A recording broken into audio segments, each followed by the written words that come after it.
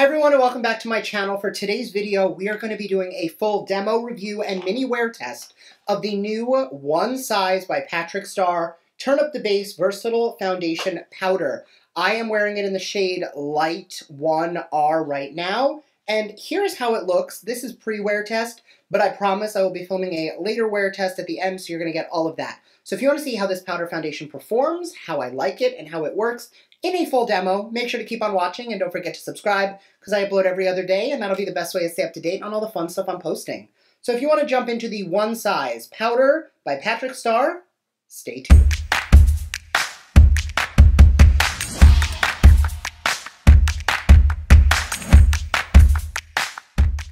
Alright, so you guys did already see the intro, so you kind of know what we're doing. We're going to be jumping into the Turn Up the Base Patrick Starrr's brand from One Size. Oh, this is hard. Alright, so you guys already saw the intro, so you know what we're doing. This is the new pressed powder foundation, the Turn Up the Base powder from One Size, which is Patrick Starrr's brand. This was sent to me, but this is not sponsored. When they did reach out asking me what shade I wanted, I picked Light 1R, and I think it's a good match. It might be a little fair for me, but I'm hoping it will end up working out. I'm typically more inclined to get the right undertone versus the right, tone. I'd rather it be red, and I can always bronze it up if I need to, but I think it's going to be a good match. In the pan, obviously, it's going to look a little lighter.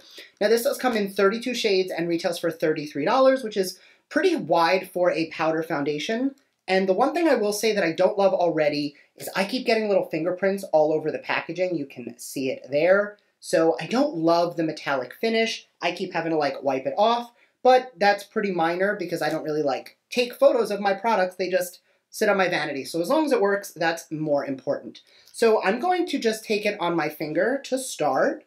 I did already prime my skin using the Secure the Blur Makeup Magnet Primer. So this is the product on my finger. Let's just see the color.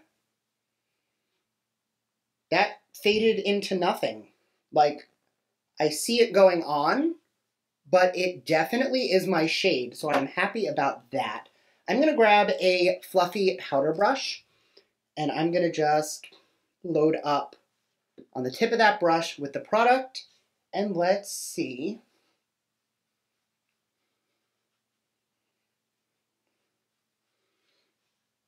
It definitely did blur this entire side of my face. I'm definitely happy with the color. Using it on its own like this, it's definitely a sheer to medium coverage.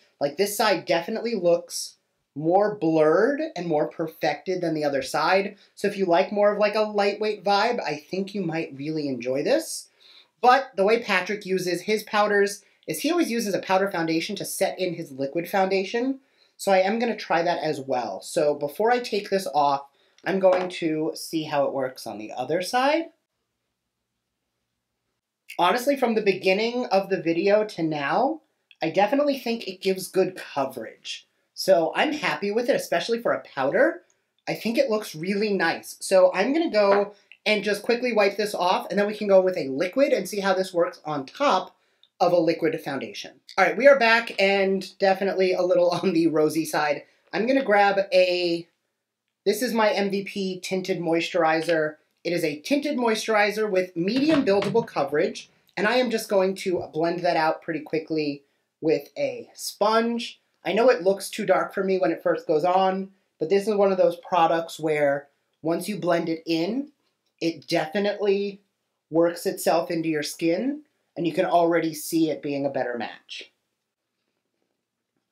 Lately, I have been going through the biggest struggle of deciding, do I do foundation on my forehead even though it is completely covered by my hair, or do I just skip it? I actually posted a video of me doing skincare on Instagram, and because of my hair, I just did my moisturizer down here for the video. I always moisturize my forehead, don't worry. But so many people were like, please don't neglect moisturizing your forehead just because your hair's there. I promise I do that. And I'm going to throw on the Natasha Denona Transfix Matte Concealer.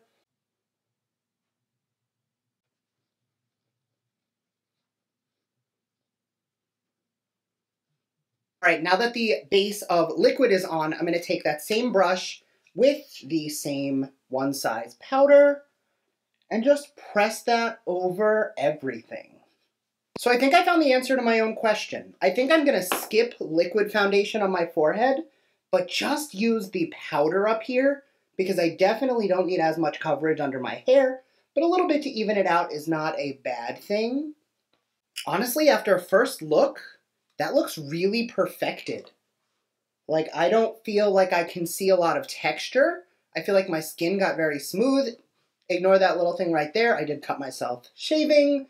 All right, so for me, the key to something being a good foundation or a powder foundation is how well other things blend on top of it.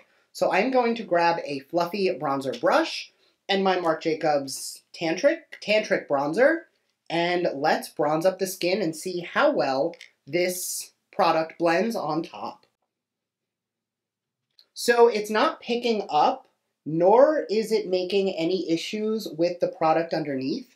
Like, the bronzer is going on effortlessly with no problems. I didn't really foresee there being a big issue with putting any form of powder on top of powder, but I do have a cream blush that I specifically like to use on top of powders, and I've never had an issue with it on top of powders. So I'm going to finish up my bronzer, and let's jump into that blush and see if we have a similar find where the blush works really well on top of the pressed powder. All right, so I do have the Natasha Denona Bloom palette because this cream blush applies so beautifully on top of powders. So I just want to make sure that this will work as well. So I'm going to take a decent amount of that blush on the bottom of my sponge and make sure that it doesn't disrupt the powder foundation. That's literally perfect and beautiful. Okay, so as expected, this product is blending beautifully. It's not picking up any of the foundation. It's not lifting it. I'm getting some nice rosiness to the cheeks. Definitely a win. All right, now that we know that the blush works, we're going to jump into the biggest test of all, and that's going to be highlight. Because as you guys do know, highlight does accentuate texture, and supposedly this powder foundation is going to neutralize texture. So I'm going to grab one of the most intense, sparkly, and metallic highlighters I have. This is from Aether Beauty. It is literally a crushed diamond highlighter. And I am going to apply this to the cheekbones to see if we accentuate any texture. So I do have a little bit of texture there, but I always have texture there. I am going to say that I don't think it's accentuated any more than it normally is, and I do really like the products I use normally. So there's definitely no issue there. I'm going to go finish up my face, let everything sink in for a little bit, and I'll be back with my face done in about an hour, and we'll see how everything looks. All right, I am back. I finished up my makeup, and then I went on a Zoom call for about an hour, and now I think everything looks really good. I like the way everything is sitting on top of the powder. I don't really see anything really, like, calling my attention. I think it looks really nice. This is one of those products that really does have a nice amount of pigment.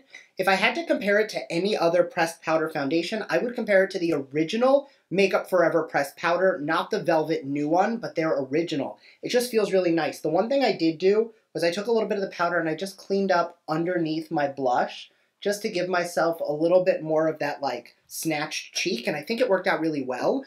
This is a really nice powder, and I think it has good pigment. It also reminds me a little bit of the MAC powders, but with a little bit more of a velvet matte finish, whereas those have a little bit more of a glow to them. But I do really like it. Like, just looking really quickly, comparing this to, like, a Skin Fix or, you know, the Makeup Forever powders, I think it just looks really pretty. It still looks like skin. It's not heavy.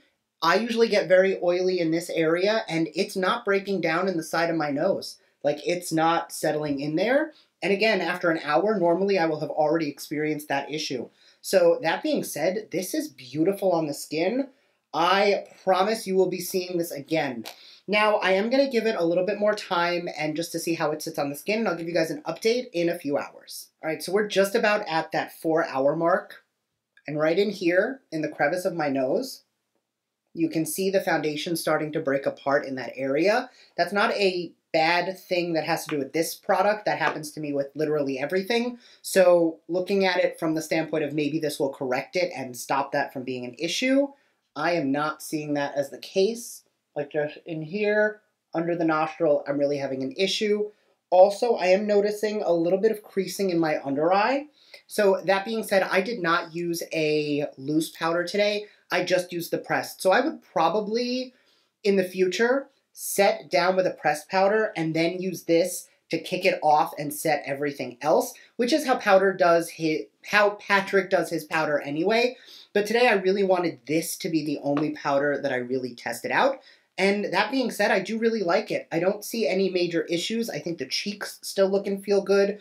I don't have any issues there. So I am here for it. So let me know your thoughts down below. What do you guys think? But I will say this is definitely going to get the seal of approval from me. Prepare to see it a lot because I do really like the way that it sits on the skin, and it worked really well with my normal foundation concealer combo. So thank you guys again, and I'll see you in my next video. Bye!